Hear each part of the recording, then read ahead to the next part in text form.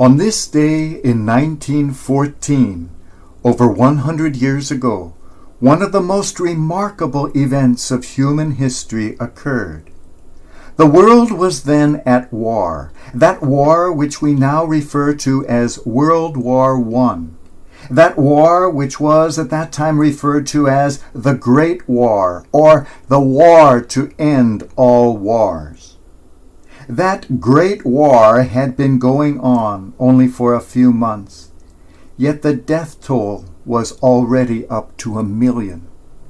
No one could have predicted that war to end all wars was to go on for another 4 years, raising the death toll to millions upon millions. The two sides faced each other in the fields of Flanders.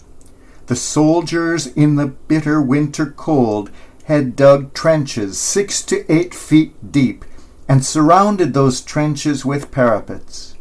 It was from those trenches that the soldiers fired into the opposing trenches, which were a mere 70 or 50 or even 30 yards away, across the field known as No Man's Land. The weather was bitter. The trenches filled with slime and mud and even frozen mud. Some of the soldiers had even drowned in the mud of the trenches. It was a bitter, miserable existence. The high commanding officers were safely ensconced in a comfortable chateau 27 miles behind the front lines, enjoying a sumptuous Christmas dinner, while the soldiers in the trenches lived off their daily rations and the Christmas care packages which had arrived from home. There was a new pope by the name of Benedict XV, one of the unsung heroes and prophets of the 20th century, a pope who spent his years trying to halt this senseless slaughter which he termed the suicide of Europe. As one of his very first acts as Pope, he pleaded with the leaders of the world to call a ceasefire at least on Christmas Day. The German side readily accepted the Pope's offer, but the others would hear nothing of it. No Catholic Pope was going to tell them what to do. It was cold. The soldiers were tired of killing one another. The evening of Christmas Eve came along, the 24th of December, 1914. From across the way, the British soldiers were able to see in the German trenches hundreds of Christmas trees being lit up with real candles. From the German trenches came the sound of a Christmas carol, Stille Nacht, Heilige Nacht. The British didn't understand the words, but they recognized very well the melody, Silent Night. They applauded their enemies at the end of the song. The Germans shouted back to them, "Merry Christmas, Tommy!" The British shouted back, "Merry Christmas, Fritz!" And then they too began to sing old English Christmas carols. When they finished a carol, the German troops applauded, and so it went back and forth between the two enemy encampments in the trenches, each one vying with the other to sing the ancient carols of the birth of the Savior. From the German trenches were raised signs which read, "Merry Christmas," and other signs which read, "We no fight, you no fight." Signs pleading for a ceasefire, a truce, a Christmas peace. Neither before nor after in the history of humanity had anything like this ever occurred. The English began to sing the old carol, "O come all ye faithful." The Germans didn't know the English words, but they knew the Latin words to that song, so they chimed in singing Adeste Fideles. There it was, the two enemy camps who had so recently been slaughtering each other were now singing in unison the very same hymn to God. A more touching moment could hardly be imagined. Christmas Day rolled around. The morning was very quiet. One by one, the young soldiers ventured out of the trenches and walked into no man's land in full view of the enemy troops. Soldiers from both sides met there in no man's land, shook hands, and wished each other a Merry Christmas.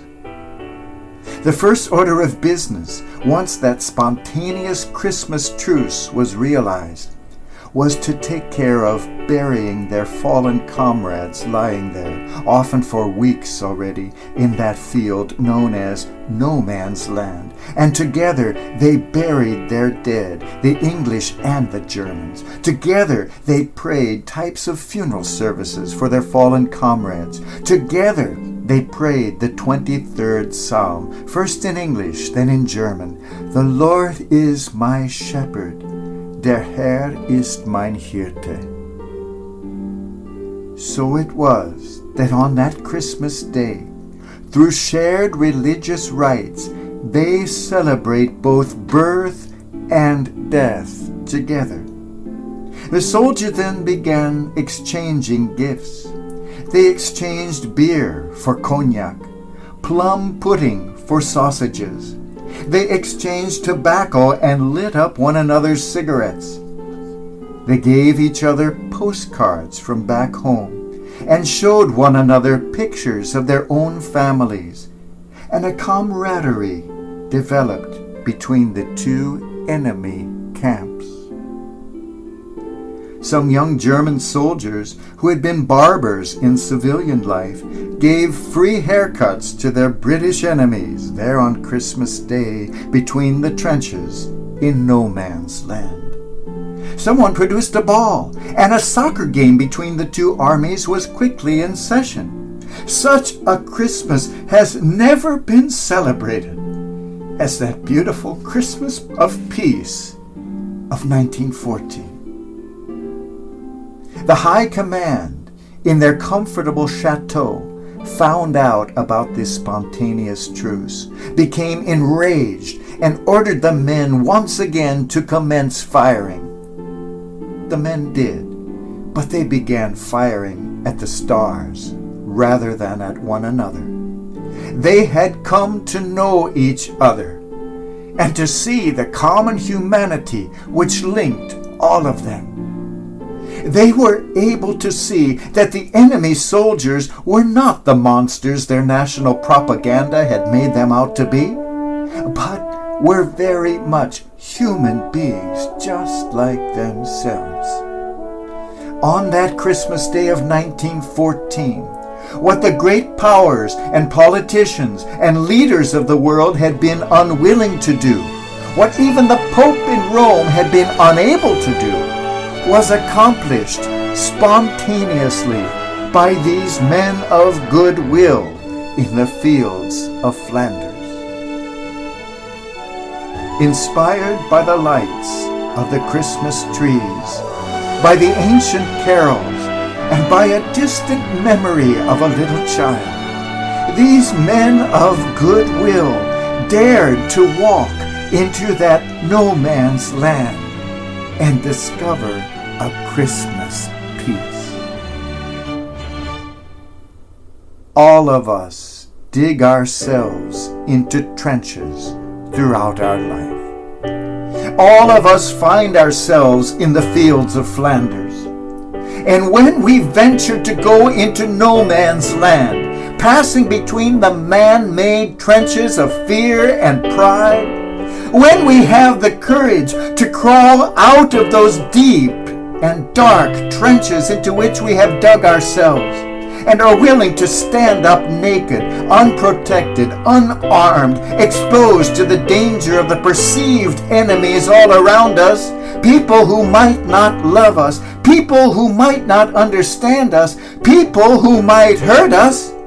When we dare to disobey the call to hate and destroy, when we dare to venture into that no man's land, to know and to embrace those on the other side, those in the other trenches, and find that they too are weak and frightened and vulnerable and very, very human, just like ourselves. When we find ourselves celebrating together our common birth and life and death, and we find that their tears and their fears are just as real as our own, and that we can bring ourselves to cry together, to laugh together, to live together. When we find that we have so much to give to the other, so much to receive from the other, so much that we both need to bury, then and only then will we find ourselves truly in no man's land. For then we find ourselves in every man's land. Then we find ourselves in God's land. And it is then, beyond the trenches, in no man's land, that the true Christmas peace is found. A peace not of a day, not of a place, not bound to time or events at all. A peace that resides like the most silent, holy night in all hearts of goodwill. May that blessed peace